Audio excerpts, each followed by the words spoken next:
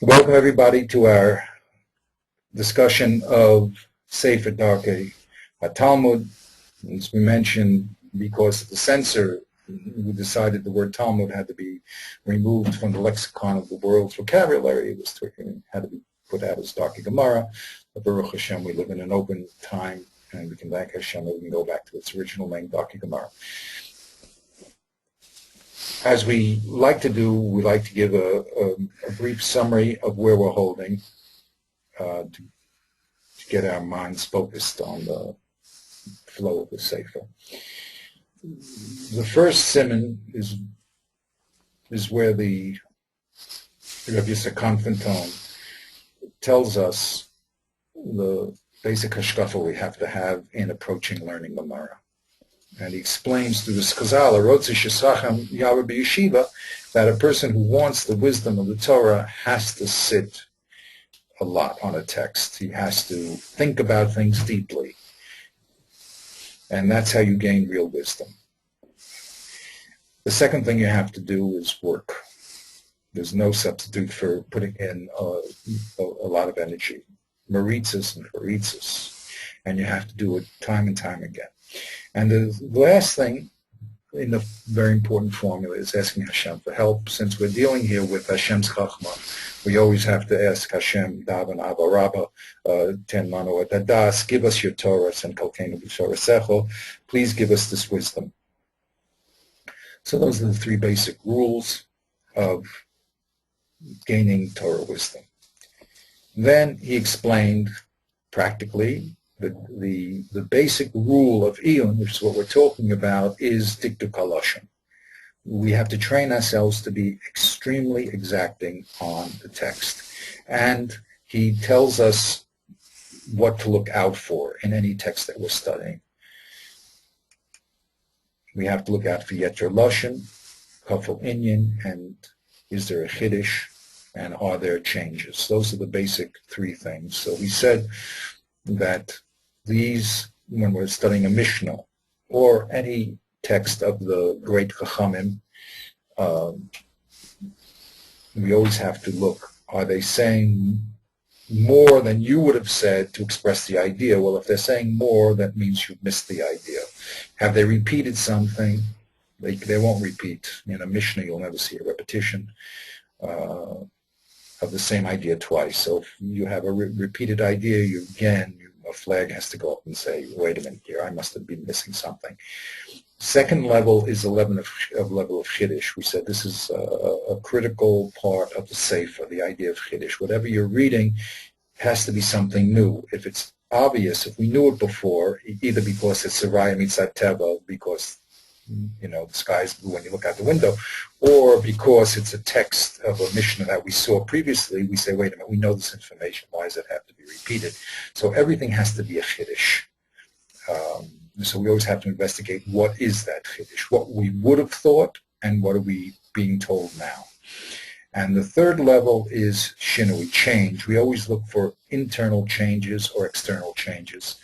And that can be changes in language, din, or inyan. So we said in that first Tosfos of Hain, we said in our Mishnah, Ravas Nasikin, it doesn't say the word Hain. So there's a shinui here. If it means that there are 4 types of damages, how come it doesn't use that same language when it lists things of Hain? Hain means there are. So spell it out. Don't just say Ravas Nasikin.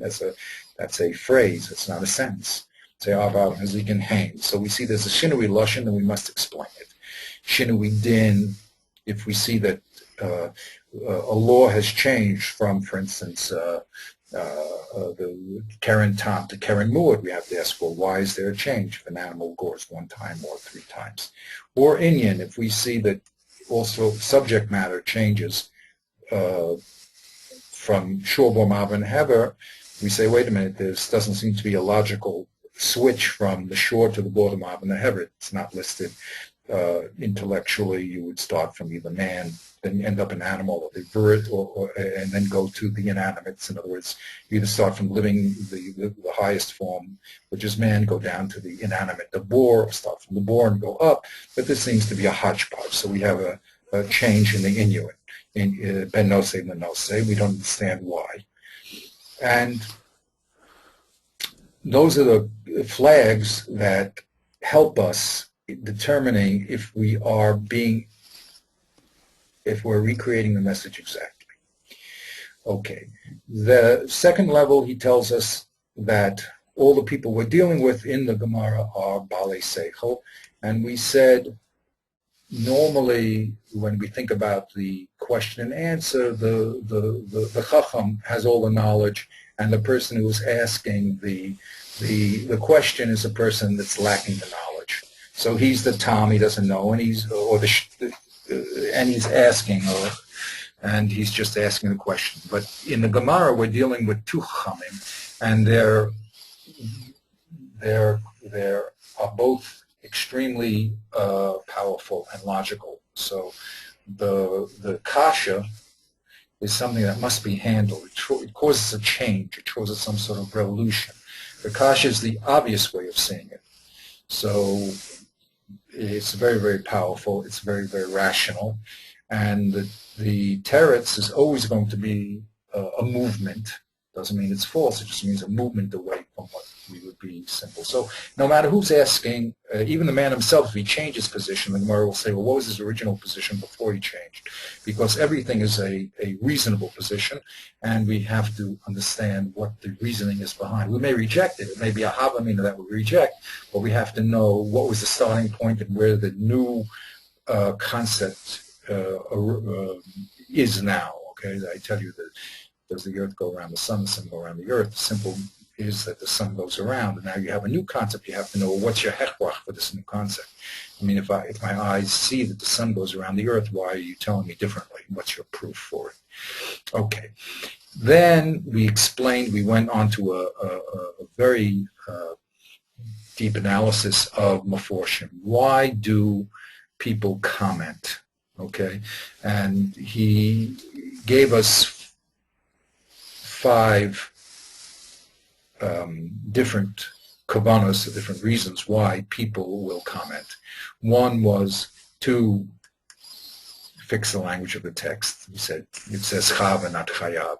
One is to mafarish an Indian, there to explain, and we explained in this later chapter there's 2 levels of explanation, what I call, for a keyword, the base rabban, the basic level for people that don't know the information. And then there's a level of Chiddush, which means we're going to go through some sort of change. But the second level is he has to explain the Inyan, because either you need outside premises, or it happens to be strange, like the word Mava we said. The third level is Mataretz Akasha. We said that if you read the text, you will be presented, or your mind should naturally have the following difficulty. I remember studying Mishnayos with a very young boy, and he immediately said, wait a minute, we learned something different from the Mishnah before. So this type of difficulty is another reason why the parish will comment. He says, wait a minute, this is a contradiction too. It's not that we're missing information. I don't have to mafarish the Inyan, but I'm going to have to show you, or I'm going to have to solve some sort of contradiction. Then there's Maniyas Safek. There are questions that arise. For instance, Aravas Nazikin, how come there's no Toldos mentioned? Or what are the Toldos? In the Mishnah, they say there's the Avos. Fine, the Avos must mean there's Toldos. But we don't see the Mishnah spelling out the Toldos anywhere, either in this Mishnah or the subsequent one. So where are they? So these are questions that Rashi, for instance, will tell you, okay, the Gemara is going to explain the answer to that question, so hold on. The last one was Nishma mi Perish Acher. That means you would have thought to explain the text one way, and he has to say that's not Peshat, like we brought in the example in the Avos Nazikin, Lo Harizeh Harizeh. That looks like a classical move to come to Tzad HaShava, which is what the Mishnah says at the end, Tzad HaShava Shebahen, and both Rashi and Tosfos seem to say that this is not the classical Lo Hare, because here we're not trying to eliminate the Chumras and come to in Tzad HaShava. We're trying to show you why all 4 of them are needed. Why one, if I had one, I could not learn the other. So it's functionally, although the language looks like the same, and as the standard Lo Hare, they have to be Nishma from that parish. Okay. And we went into a rather long discussion of all the details and what Rashi does, what the Rambam does, and we'll get to that as a review later on, but that's his discussion. And remember, we have these short lists. They're very, very important. If you keep these in mind when you're learning, you just have to say, well, what is Rashi doing here? And that opens up the whole world of what Rashi really is doing and not just what he apparently is doing. As we said, Rashi's always a parish, okay? But the question is, what type of parish is it? Is he matak on the lashon? Is he matar kusha? What is the kasha? Is he dealing with the same problem that Tosfos is dealing with, not dealing with the same problem? Okay, so by having these short lists, it brings us into a deeper understanding of the real problems or issues that Rashi is being addressing himself to. Okay, so now we're up to how do we approach the learning process? Let's go to that section. Okay, let's go there. Okay, Avi, if you can stay a little further away from the mic, or your mic is very sensitive, so it's just make it a little. Oh, okay. Okay. Usually I keep it muted. I forgot to mute it. Okay, I don't like to because then I can't hear you. Oh, well, you can mute it. So when you want to talk, you just unmute. I keep my until I unmute it when I want to talk. Very good, excellent. Okay, okay. Let's go here. Here we are. Let's go back to the text here.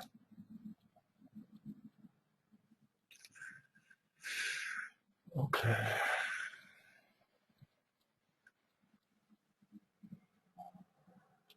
Okay, so now he's going to teach us how to approach a text.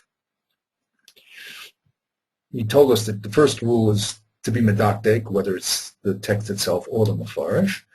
But now he's going to give us a general approach to learning the Gemara, and he's going to do it dramatically from a pasuk in Nach, which we'll see that is totally amazing. Pasuk from Eov, okay, which I quoted in the beginning, but let's get into what he says. He says, "B'techilas imenecho." I'm going to skip over here to this statement. I just put this is from Eov. It's a fantastic pasuk that he takes from the end here. We'll see in 1 second. So he says, "B'techilas imenecho yesh lecha la'avor kol hasugya u'das kavanaso u'lahaki koso derek klal." He says the first thing you should do when you're approaching a sugya in Gemara is actually read through the whole sugya to understand its general construction. Okay? Afterwards, tagzol ayan kol pratu prapi menoli ros mahu hakesha shimakasha osa. Then afterwards, after you have the general Bekias overview of what the sugya is about, then go into each section of the sugya and see what is the relationship of each part. That's called roa. Roa means a general histaklut, a general survey of the sugya. Very important little step, because if we don't read the whole Mishnah and we just start with Arba Avos, then we don't understand the general overview. Now, what I do, by the way, in Mishnayos too, is very important to read the whole Mishnayos and to see what the general flow is too. Not only here he's talking about going to a sugya in Gemara, but a lot of times what happens is that we read the Gemara as it's presented on the page, and we don't do this first step, which is a survey. And because of that, we don't see how things are related to each other and where in the meta picture, in the larger picture, we're holding. And it's a very, very important thing to do, really, before you.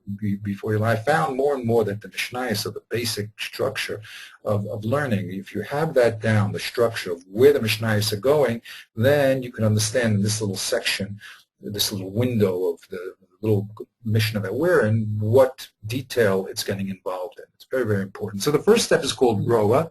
If we're learning a sugya, go through the whole sugya from beginning to end, up to the 2 dots, and get a general overview of what's going on, and then locate the individual sections. If you remember, that's what I do with my visual logic. It helps me, and Baruch Hashem, I mean, if you could do it mentally, it's fantastic.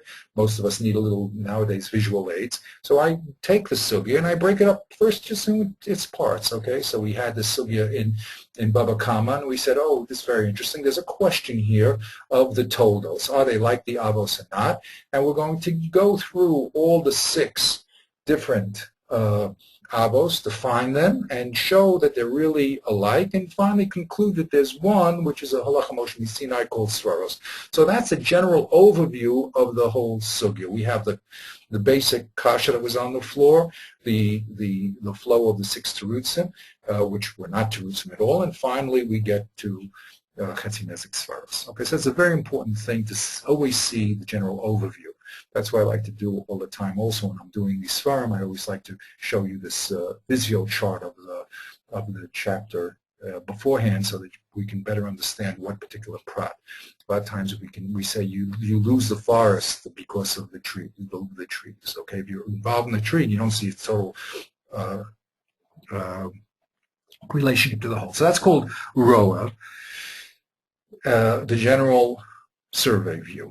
The next is what you're supposed to do is Vatise haklala ola al roshecha. After you've done your survey, say what is exactly this sugi is about. This sugi is about defining the toldos of the avos. Do they have the same din or not? That's the general rule.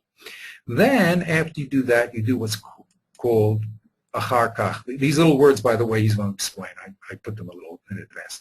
The next thing is achar kach chazur pam shenis al halashon uroa ima shebesichlecha maskimimo.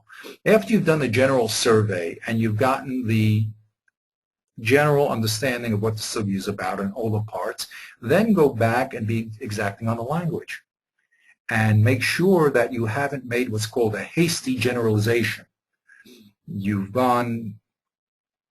You've created a concept in your mind, but it's not exactly, because you were not medactic on the lashon, what's being expressed. So that's the second rule, and that's to go do a second, after you do your survey, check the language and to see if what you perceived as the flow is really the flow. Then you do the third level.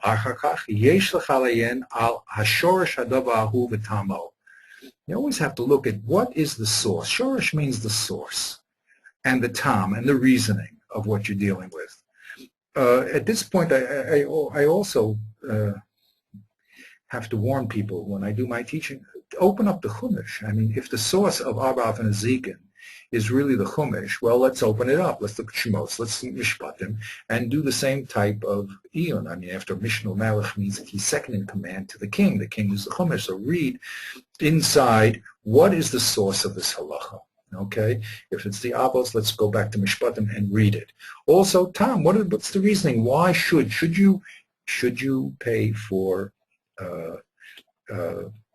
how come you pay the Nezek Sholem in certain cases, Chetzi Nezek in others? What's the logic behind it? How come you pay for Nezikin generally? What's the logic? So you have to look at also the source and what is the rationale for that law. Then, as part of this, Lechakor al kol prate v'sibaself. It was very, very difficult. You have to now go into all the details. You can't just leave it as a general concept. וכל ספק אשר היה לך במה שאתה מעיין או עם איזה דוחק או קושיה, אל יהא קל בעיניך ואל תזוז ממנו עד שיודע לך היתרו. A very important move. Anytime you have a question in what you're reading, so don't just skip over it. If something is dachok, wait a minute, it doesn't seem that this is rational, it's a little stretched, or it's difficult, al yehe kal benecha. Don't minimize it. Your problem, many times, could be the problem. It could be a very real problem. And if you skip over it, you're not going to be able to understand the text of what it's really saying. And I love to do this with people. Again, when I teach, I take a Mishnah and I say, what do you think it's saying? Okay. Does it make sense? And you'll find, lo and behold, when you do the self-observation, well, Rashi's also going to address that problem because he's also looking at it. So there's the internal problems in the Mishnah, which you should be able to locate. Then there's external problems you may or may not be able to locate. That's whether you're familiar with the other Mishnayos or the other Gemaras involved.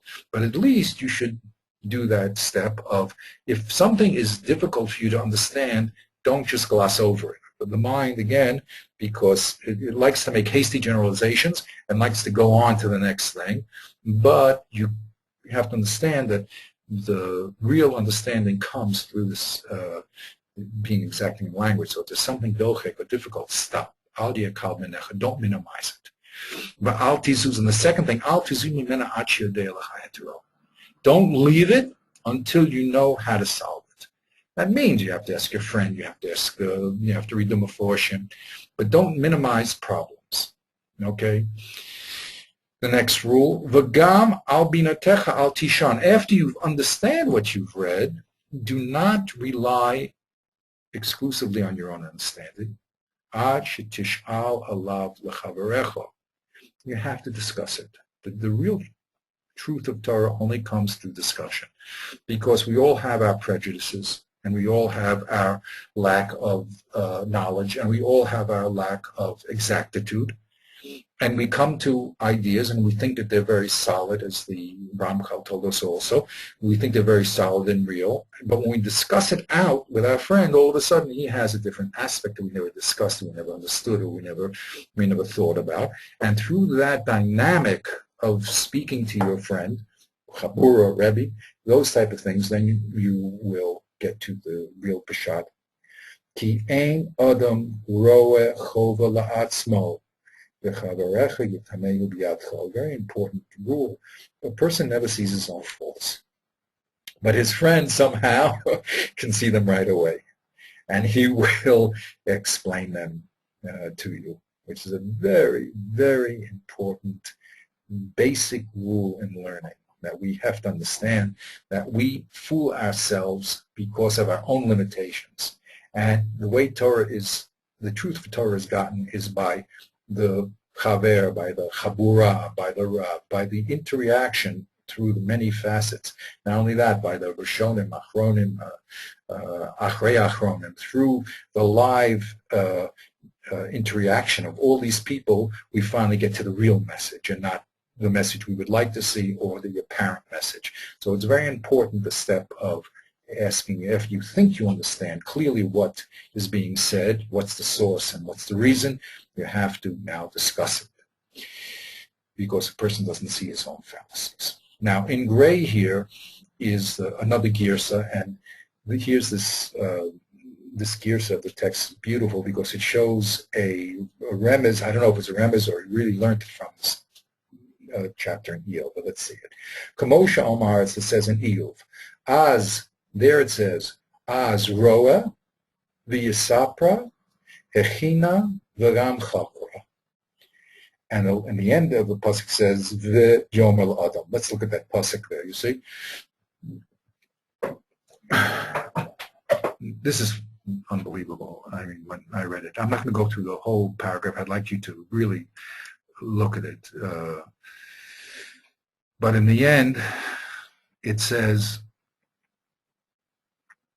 Az roa v'yisapra hechina v'gam chakra v'yomer la'adam. That's what the pasuk says. Okay, out of context. From these words,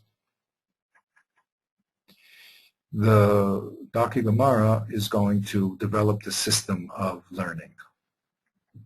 Roa, Sapra, China, Chakra, and then Omal Adam. Let's see how he does it.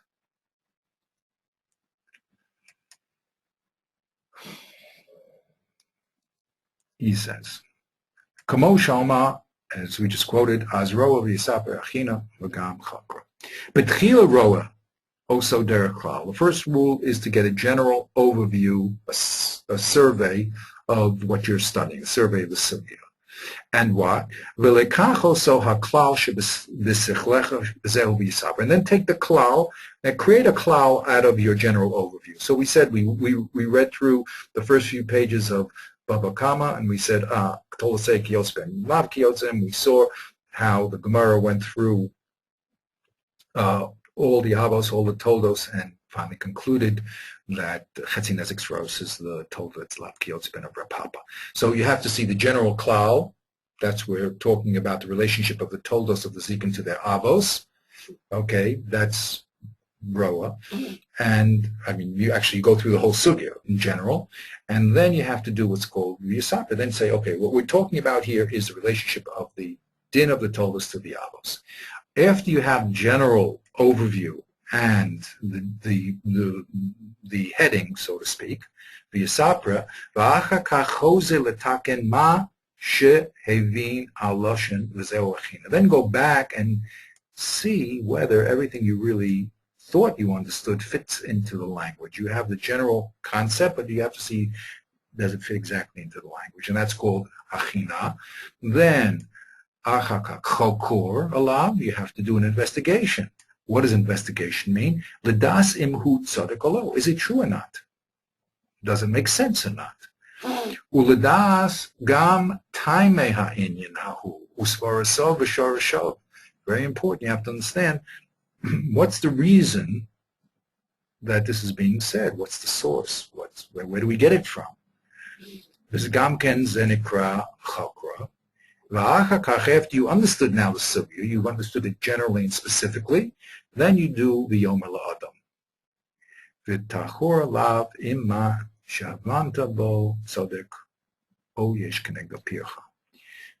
Then you have to ask your friend, do you agree with me, disagree with me? And that's called chakira, investigation of what you thought. So, as I said, it's quite amazing. He took these words from Eov and he created the system of his attitude toward learning. Okay, so let's go over that here, and I put them in the that's why I put the pasuk here in blue. Roa, that meant to look at the thing generally, a survey of the whole sugya. And after you've done your survey, then you have to go back to each prat and to see its relationship to what's makasha, what's the relationship of each part. And after you've done that, you're able to create the proper klal. What is the sugya talking about? So there again, we said, we went through the first part of Bava Kama, and we said, okay, we have this whole statement that the Tolos could be Yotzibo or not. The Papa says they are and they aren't. The Gemara goes through all the Havos and all the Toldos, and then comes to Chetzi Nezek Sfaro. So we have the general, we see the general overview, and we created the cloud that told us, all of Toldos and Zikin really are like the Avos, except for Chetzi Nezek Sfaro, and we have all the portions in our head very neatly mapped out. But then, after you got that general overview, you have to go back into the Lashon, he says. That's what he calls Hechina. Prepare, make sure that what your general ideas really fit into the language. Then investigate Shorish and Tam. Where does this come from? Let's look at the Chumash. Let's see what it says in the Chumash. Are these told us there, not told us there? Where do they come from? What are the Yavos? How does it develop from the Chumash? And does it make sense that they should be like the Av, not like the Av? And then you have to look at all the pratim and their causes, all the details of the different toldos, and are they like the Gemara goes through, lists the toldos, say, wait a minute, this tolda of biting, which is a tolda of Karen, really should be a tolda of Shane, because it's done with the Shane. So you have to understand, why is it more svara to put the biting of an animal into the tolda of Karen than it is to Shane? You have to think about these things and investigate them and understand them deeply. Anytime you have a question of a dochek, then you have to not minimize it, but you have to really get to roots into your questions. So that was all in Chakira, the Chakira level. Then the Yom Adam was the last part where you have to, after you have your clear conception, you always have to say it over to your friend and see whether he agrees with you, disagrees with you. Sometimes, they said with Nadav and Avihu, they got burnt up. They both came to the same svara. Why were they punished? Because they didn't talk it out with each other. Because even if they had the same svara, the minute you say it, when your friend hears it, he all of a sudden has a critical view and he sees something that you didn't see. So even if you would to hold the same svara, by talking it out, you can come to a different understanding. Many times I say over the same chazal, and as I say it over, it says a new chiddush, a new aspect that I didn't say before. Someone asked me a kasha, you ask anyone, and all of a sudden a new aspect, a deeper understanding opens up. Sometimes the concept has to be abandoned. You realize you weren't hitting the point. Sometimes it has to be modified. But that's called talking out the concept of Yom Adam. Okay, so again, we see the strength of the Darkei Gemara. The Darkei Gemara is not only telling you the formal level of conceptual analysis, as we are learning in the Tfunos and the Sefer Higayon, but it's talking to you about the practical level of how to approach the learning. And this is why I say all these books are complementary, extremely complementary, and we need all of them in order to get a proper attitude toward learning. Okay, now let's go a little further. So that was his approach to learning. So now he says like this: B'chol mamra u'mamra, O dibor, the dibor, asher b'shmua, havi marba l'chakor. Now he's going to tell us how to do in more depth. He always likes to tell us a general view, and then he goes into each prat. So he's going to tell us now how we should do this level of chakira. You always have to ask, Maha toelis, o toelis din, o dinim yotzim lonu mimenu. You have to say, now, what did we gain? After you understand exactly very clearly what the sugya was about, you understand all its parts, and you understand its sources, you have to ask, so what do we gain by this? What was the gain? How many dinim came out of the sugya? Okay. The Tur wrote his book because he wanted to go over his learning in 30 days. There's one thing to learn, then you have to masader your learning. Now, of course, we're talking about big people doing big things, but we have to learn what they do, and in our level, we have to try to emulate them. Okay, so this is what's done. After you've done the learning, you have to sit back and say, okay, now let me try to masader. What halachas, what new things came out of this sugya? Okay. Uma haklal ha'olam ha'oseh mamarim. What's the general heading? Imagine what the Rambam did after he did his learning. He created a general heading and put under that general heading all the dinim that came out of it. Give it a number. Kamosha Omar Shmamine Tarte, Shmamine Talos, Simonim Miltahu. He says, after you've learned the sugya, you just don't let it go away. Let's go on to the next thing. Stop. You say, what did I learn here? I learned 3 things here. I learned that there's 6 avos. I learned that each avos has the commensurate amount of toldos. So give it a number. By giving it a number, you've crystallized the information, and you've also been able to store the information. Okay. Lechein b'chol inyan odorish shitayan, and also in usapar lecha ulechein b'chol inyan odorish shitayan sim behem simonim. Since you want to remember your learning, give a siman that you will able to remember all the togos, for instance, of all the avos.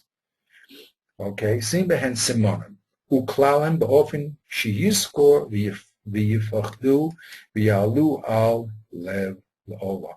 By giving these simonim to yourself, whether it's a number or whether it's a mnemonic device, then you'll be able to store the information and remember it.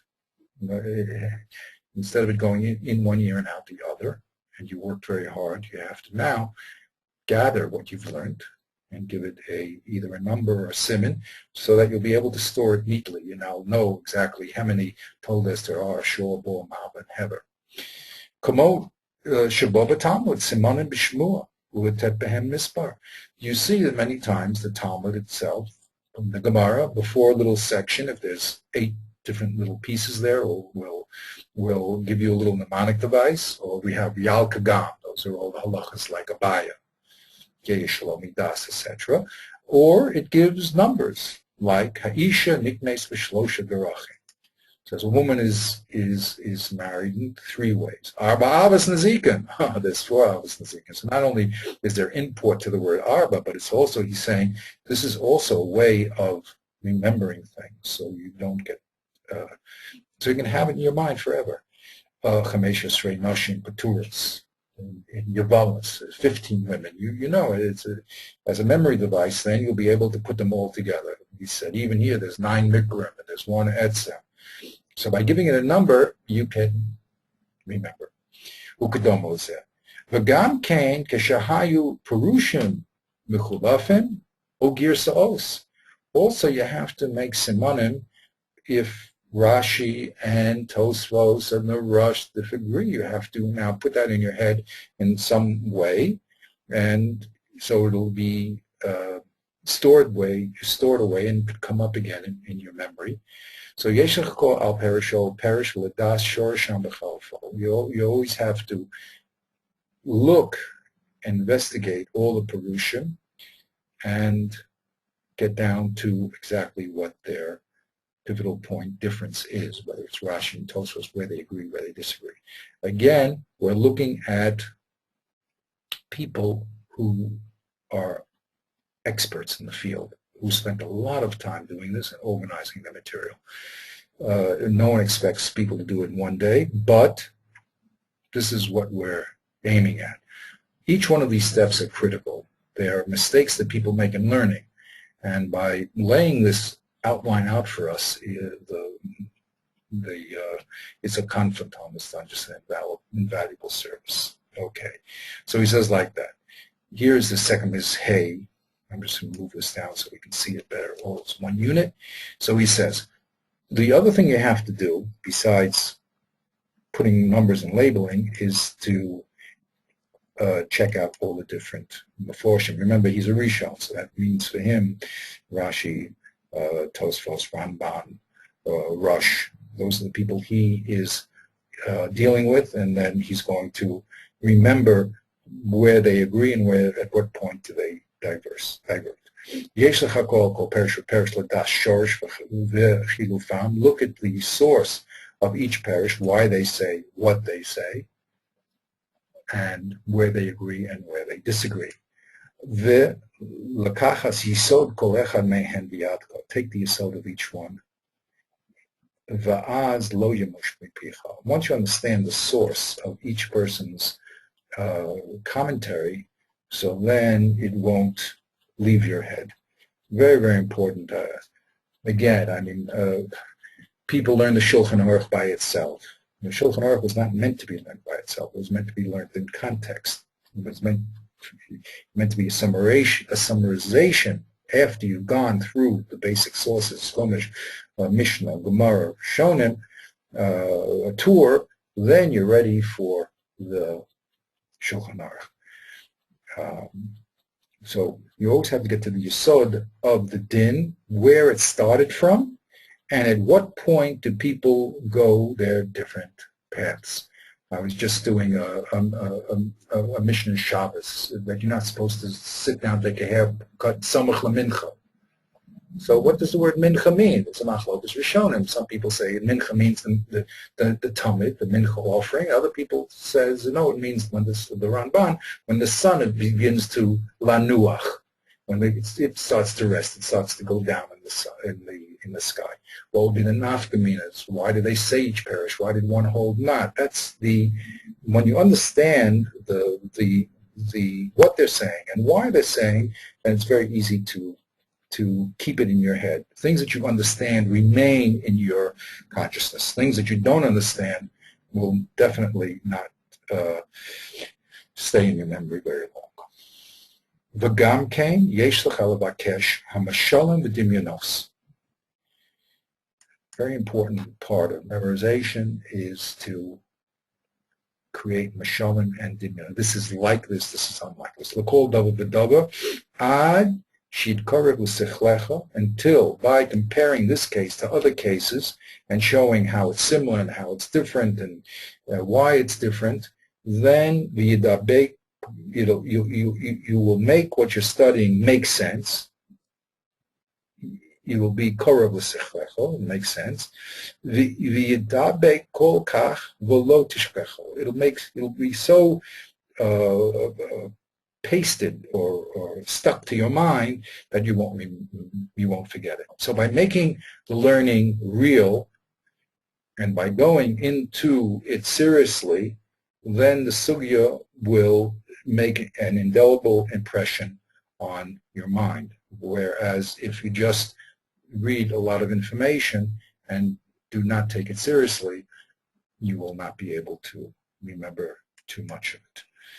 It's like learning the Manhattan telephone book. It doesn't work. Kamo Shamar, he brings Shamru, like they bring in Shir Shirim. Al Yehe Moshel Kal Beinecha, Shahari Shlomo Melech wrote a whole book on it. Don't make Mishalim light. These a mashal is a way of handling information. Shlomo Melech used the mashal in order to handle his vast knowledge and to keep in his head also to explain it. V'zeh moel nezek hashichacha u'mikshalecha. When you do these methods, giving simonim, getting involved deeply into the item, understanding it clearly, it'll help the great damage done by forgetfulness and all the stumbling blocks that it causes. This is a very, very serious little phrase here. When you don't remember things, or you remember things carelessly, so when you go on to other things and try to make comparisons and differences, you end up making false comparisons and making false differences because the original information was not at your hand. So it's very important. It's called a nezek. It causes a lot of destruction and clarity of thought when you don't remember what you learned. So he's saying you'll remember it because you have the muscle. Exactly. Make mashalim. We're going to go over this right now in 1 second, okay? Let me go to the end and we'll go back over it. He gives various systems to remember, giving numbers, giving mnemonics, yal kagam, getting involved to understand the real source of everything, trace it from the Chumash, through the Mishnah, through the Rishonim. When you put yourself seriously involved in the issue and understand it clearly and don't leave until you understand it clearly, then it makes an indelible impression on your mind. When you do things sloppily, you know you didn't do it carefully, so you don't take it seriously, and it doesn't stay there because you never took it down to its deep and clear level. But once it's clear, it's clear. That doesn't mean you can't revise, but at least you've reached the level where it makes sense to you. Before it makes sense, it's very hard to remember anything. Like I said to you, memorizing the Manhattan telephone book, there are people that can do it, but it's just a nonsense group of words. But if you understand things, then you remember them. It's a very powerful, powerful statement.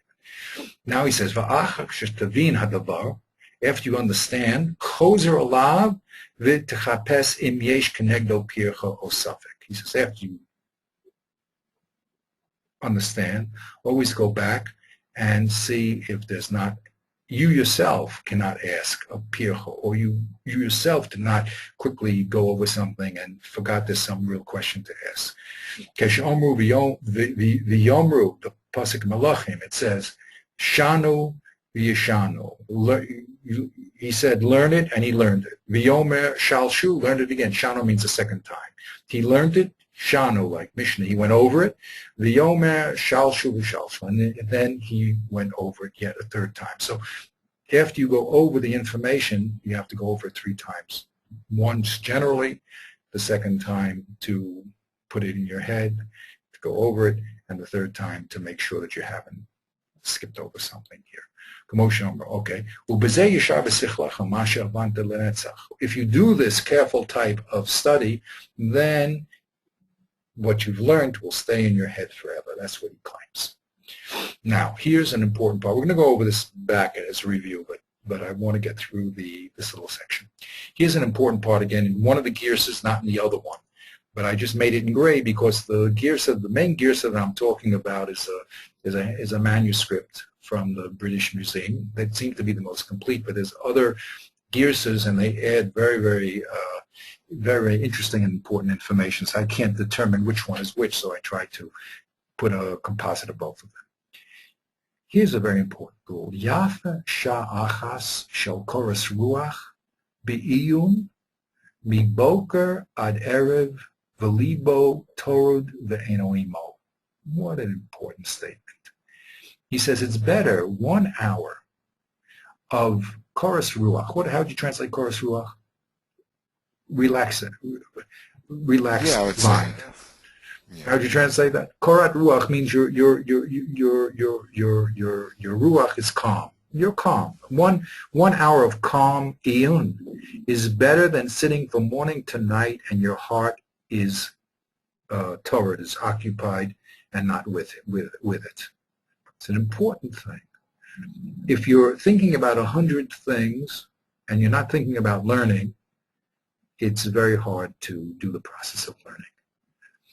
So what does he say? Since we live in a world that's full of tirdos, we have so many obligations and responsibility, what's his remedy? Al kain, b'cha lecha sha'a sheyeh sechlecha panui mikol iskei olam. Pick a time when your mind is free of all the dealings in the world, like Motzi Shabbos. Va'al yehei machshavatecha mishotet upona el devorim acherim. In that time, which is a good time to learn because you know the phone is not going to ring and you don't have the obligation to deal with these business matters. So you've picked that time. You know this is your learning time. But what do you have to do? You have to make sure in that time you don't start thinking about the other world.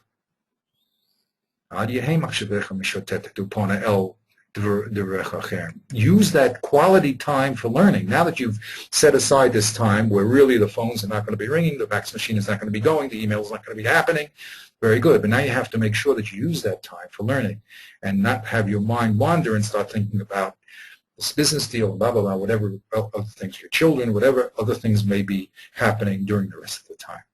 Ba'al tomar, and the third rule, al tomar likashefna eshna. Don't say, wait a minute, I'm very busy with my family, my work, my business, blah, blah, blah. I just don't have time. Don't say, but when I have time, I'm ready to learn. Ella, have doche kol hadaborim mipnei Talmud Torah. Push everything away and make Talmud Torah your essence. What a powerful little statement there. So what do we just learn here? We have to handle the realities of life and the realities of learning. And that's a difficult balancing act. So he gave us some very important keys here. First of all, don't think you can do them both at the same time. So pick a time when you know, the first rule, pick a time when you know that your mind should be free from outside disturbance. Second rule, make sure that you use that time and don't waste it by now dragging your mind into the world of ASEC, or the world of business, whether it's family, business, whatever it is. Use that time qualitatively for learning. And don't say, you know something, I have so many obligations. I'll never have a, I really want to learn. I'm going to do it. I'm going to do it. I know I have to do it, and I will do it. But adarabba, make sure that you push away everything and make Talmud Torah the Iker. That has to be your central focus, and the other things have to be in the background. That doesn't mean you don't do both. Yes, you have to do both, But the question is, what's your priorities? Make learning a priority. Don't say, wow, there's so much is invested here in this, with my family, my business. No, make learning this your main priority. Make sure that you have the time to do it and push away other things to do it, and make sure that you qualitatively do it in the time that you have, and don't push yourself into the world of basic, of business, whether that be business or family. So you see, these are things that have to be said, and there's very few places that are going to say them, and that's why this book is extremely valuable. Of all of them, I really personally feel that the Darkei Gemara, the Darkei Talmud, is essential because it's an attitude toward learning. If you don't have this attitude, it's very hard to end up learning, because the world is what it is. The way you learn is the way you learn, sloppy or not seriously, or without remembering, or not knowing exactly what people are doing. So by giving us these attitudes, he really is opening the way to give us a healthy method to really do the learning process. Not only the technical method of nosei and nosu and kesher and hekesh, which you have to know also. If you don't know those basic rules, it's very hard to understand what's going on. But you have to have this proper attitude toward learning. And that's the most important addition that the Darkei Gemara is adding to us.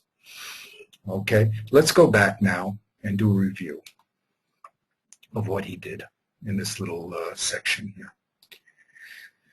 So I said this little section is quite remarkable. He took this pasuk from Eov, and he explains the proper way to approach a sugya.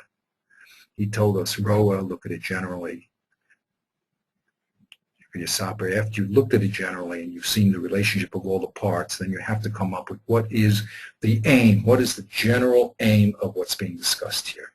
That after you understand this, the sugya and its parts and its general aim, you have to do what's called hachana. Go back over it and make sure that the language fits into your understanding. As I said, that's called the fallacy of hasty generalization. Sometimes when you understand something generally, it sounds very good to you, but when you go back and fit it into the language, it doesn't work. Then the next move, he says, is hakira. Hakira means, now that you understand what is being said and the relationship of the parts, but you have to go back and you have to look at, well, what's the source of this? As I said, very nice. We know that there's Avos, Avos Zikin, to this talk, very good. Well, how do we know what's the source? We have to look into the Chumash itself, and then you have to look at the source. You have to see, how did we get here? Shorish with Taimo doesn't make sense. And you have to see all the pratim. You have to spell things out. What about it, this case, that case, this variation? And anytime you have questions, don't minimize your questions. Those questions are important. That means that there's something that's unclear, or there's something that you've skipped over, and there's new information that will come because you're being didactic in the language. So don't throw your difficulties away. Speak about those difficulties and see if they're real difficulties, if other people talk about those difficulties or not.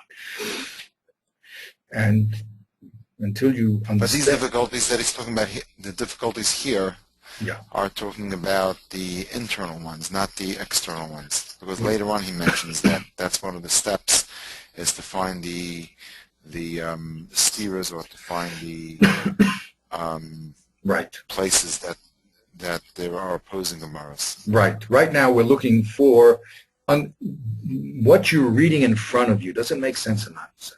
The Rabbi Zimmerman always say, is it sense or nonsense? Is it, I have the general perception, but is there internal contradictions, as you said, internally here? Is there something that doesn't fit quite right? It says a dochok. Okay, but that's, you're right, that's internally in the text in front of me. Okay, then after I understand, I have to speak to my friend, because my charusa will see things that I didn't see. or my chabura, or my rebbe. We have to talk about it and make sure that you really understood it and that there's not another way of looking at it. Okay, if there's another way, then you're going to have to debate the sides, as he says in Tfunos. Why did you say your way? What's the advantages over your way and his way? Okay, and he says if you don't talk things out, you're going to end up fooling yourself because Adam ein roa chol atzmo, but the Yochaber will. Okay, so that's what he is. Then that's the pasuk. Okay, and then he says, after you've understood your learning, you have to come to conclusions, and you have to gather those conclusions into a system. You have to say, okay, now what did I gain from this sugya? How many avos are there? How many tolas are there? Which ones are like the av? Which ones are unlike the av? You have to do a summation. Okay, there's 4 avos. Each one has its tolos. Give it a number. Okay, give it some sort of simonim, like Yal Kagam. All this in order to put it away into your memory bank so that you won't, it'll stay there the next time you learn the next sugya, so that you can put what you learn together with the next sugya that you do with it. And the bigger your mind is, the more that you can handle, and you can see the interrelationships. Say, wait a minute, I learned this way, now all of a sudden the Gemara is saying something different. Okay, then of course you have to see if there's different, at this point, after you understand the gears are in front of you, you have to see, is there other ways of explaining it or other gears, okay? So if you have your concept, it fits nice, but you have to check it out with other gears, okay? Now, that's make Mashal, this is all, this little hay is excuse me, Vav is a question of keeping track of things, making mnemonic devices, Mashallah. Okay, and finally, the learning itself, if it's going to be successful, you have to pick the right time to learn and make sure that you do the learning in that time. Okay, and make also learning a priority. So that's what we gained today, and we'll if there's any questions, we can answer some questions, and if not, so then we'll call it a day for this section. Again, very, very powerful statements. That's why I do this. When you read this book, it's tiny. It's only a few pages. Maybe it's 15, let's say 20 pages or something like that, 40 sides. But it's a reshon, and so when I do this visual logic, it makes us concentrate on the details and the pratim, so that we ourselves can get the benefit of the sefer. Because if you read the book very quickly, it just, as I say, goes in one ear and out the other, and everything looks like the same, but it's not. Each one is a separate move, and each one is another tremendous development in the understanding of the learning process. Okay, so we'll stop here. And, yep. Okay. And like everything else, it needs chazara, but this is our first time through. This is your Roa time. I've been through the Sefer Baruch Hashem many times, but it's important to get the Roa and then to think about these concepts and then to apply them. But I really hold this book, more than any of them, should be a foundation book for every person learning Gemara. If you don't know these basic rules and you have to depend upon the serendipity of coming to a class and having the right Rebbe and having the right mood that day. So it's a hit and miss. A lot of people miss. A few people hit. But when you have this laid out in front of you in a clear system, it's a tremendous force to get you into real learning. And the problem always is, I don't know the problem. The problem is that people are just used to learning the way they're learning, and they're just comfortable with the way they're learning, or they don't take it seriously. Or I think what he said, it's very true in Dr. Gemara there. In Seif Higayon, he says, look, there's places in the world that you put a seed in, like the Amazon. You put a seed, it's going to grow automatically. But that's the miyut of the niyut. Most places you have to work to get that seed to turn into a nice plant. And he says the same thing. There's certain people who are ga'onim sheba ga'onim. they read Gemara and they get all this information and they do the whole system, they're virtuosos. But most people are not that way. Most people need a system. And the Ramchal's talking about himself. Imagine that. I mean, you're talking about he's a tremendous Gaon himself. But the point is that without a systematic presentation, it's very hard to get into real learning. You can get into your own imagination of what learning is about, which many people do. They imagine that they're learning because they're reading and saying over things, but they don't have the real tools. And instead of, the other advantage of these books is instead of it being me or any other chacham telling you how to learn, you have, these are some of the greatest minds that we have. I mean, he was called the Gaon of Castile. His Talmud of his Talmud was the Yosef Cairo. I mean, you're talking about a man who lived over 100 years old. It was a tremendous, not only a man who understood the content of the Gemara, but understood how to do it through real life experience. So not to take advantage of these things are amazing. And I think that if we could, what happens is people put together their own systems. Their own systems cannot be as great as the systems of these chachamim. And these few books, although they seem to have a lot of different pieces all over the place, they're not. They're very, very short and precise rules that once you have them, you just have the clarity to do real learning. And this one especially, I just feel every yeshiva baruch should read this book. Right, because I could see that people sometimes they either skip certain steps or spend too much time on other steps, thinking that that's learning, but they're not moving from place to place and ultimately getting to the goal of having clear understanding. So they may be busy with their sveikas and not getting to roots and just it's like if you have a farmer who just whole day plowing without planting the seed, there's nothing's going to grow. Exactly. They can be very busy and getting all sweaty I'm plowing and getting really good, soft dirt. But you got to put the seed in the ground. You got to move on to the next step. Exactly. And people are not exposed to the complete system because either they were only taught partially, or there wasn't enough time for them to get the whole system, or they didn't listen to the whole system. Or they basically it's an apprenticeship. You do learning the way it's taught is basically an apprenticeship. You do enough of it, and you're supposed to get the idea. Unfortunately, it doesn't work that way, and a lot of people get wrong ideas. And so, I mean, this book more than any other is just a gem because it doesn't focus so much on the formal systems of thinking, which are very important, but it tells you the attitude, and that's equally as important. If you don't have the attitude, the proper attitude, it's very hard to learn. If you don't take your learning seriously, if you don't want to remember your things, it's very, very difficult. And to the fact that it's written by one of our greatest Rishonim is just an invaluable tool. So I hope, Bezrat Hashem, somehow, I don't know how, I'm just presenting these classes. I see the value of it. I'm not the first one that saw the book. I'm just the person who got the book from Rabbi Goldstein, who got it from Rabbi Davis. But I see the tremendous value of it when I teach, when I learn myself, and it's something that I wish the world would grab on. Rabbi Sackton is now, we're doing a translation, and maybe that'll help. But it's something that the world really should grab onto and really learn, because it's not abstract, it's very practical, and it's an invaluable tool, what can I tell you? And I mean, you see it. I mean, just... Yep. Okay. Beseda. Okay. Okay. Great. You see how... Yeah, go ahead. I was going to say, you'll send me the file. I'll convert it.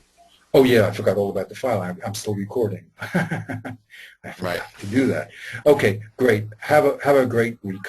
And we'll continue Bezrat Hashem next week. And I'll try to send you also these, I'll try to send you these Visio charts too. You can have them. I think people can also use them. Visio, I think, has a, Microsoft gives you something that you can read that even though you can't edit. So people that don't have the editing tool can get a free reader. So that's also a reader, right? It's great. Okay, have a great week. Okay. Call. All right, take care. Okay. Would. Second by. Just before you leave, I just want to make sure that I shut that off properly. Let me see. Oh boy, how come I don't see it?